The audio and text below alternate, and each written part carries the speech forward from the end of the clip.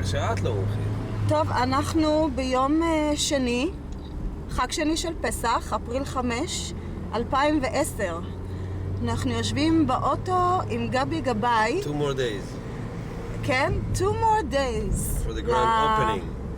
לפתיחה הגדולה של ההרקדה החדשה של מנהטן, שאמורה להחליף את הוואי. יפה. אז אנחנו כאן עושים... קיבלתי, סגרתי. אז אנחנו כאן עושים הרצת ניסיון למסרטה לראות איך זה עובד. ואנחנו גם רוצים לשאול את גבי כמה שאלות. לא, עוד לא, עד שקודם נבדוק שזה... לא, אבל תגיד לנו איך אתה מרגיש, ככה אתה מתרגש, לא מתרגש, מה עובר לך בראש, גבי? דבר איתנו. אני מתרגש בשביל האנשים שהם מתרגשים כל כך. אני מתרגש בשבילם, אני עוד לא מתרגש, אני מאמין שקצת לפני אני בטח אתרגש. אני די עסוק עכשיו בלהכין את הכל, אז מוציא ממני את הריגוש כרגע, אבל... ואתה חושב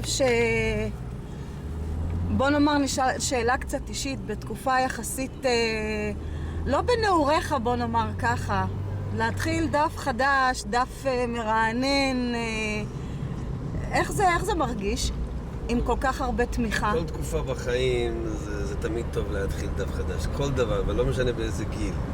נכון שעשיתי את זה לפני 15 ו-20 שנה, אבל זה בסדר להתחיל, לא מאוחר, החבר'ה רוצים, אנחנו נשקיע, נעבוד ויהיה לזה תוצאות. יש לזה תגובות עצומות, פשוט בלי פרופורציה, אני לא חלמתי על זה.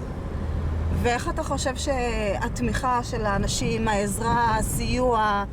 מה, התבטא? איך זה התבטא? אני מופתע מהענות הגבוהה של אנשים מציעים את עצמם. אני שמה את החגורה. לא, זה הרי שזה הדלת, שמעתי שהדלת אולי... לא, זה הייתה החגורה. טוב, אתה זז ואני זזה. יאללה, מספיק, הניסיון הסתיים, אנחנו נבדוק את זה ואחר כך נראה. בוא נראה עכשיו כאן.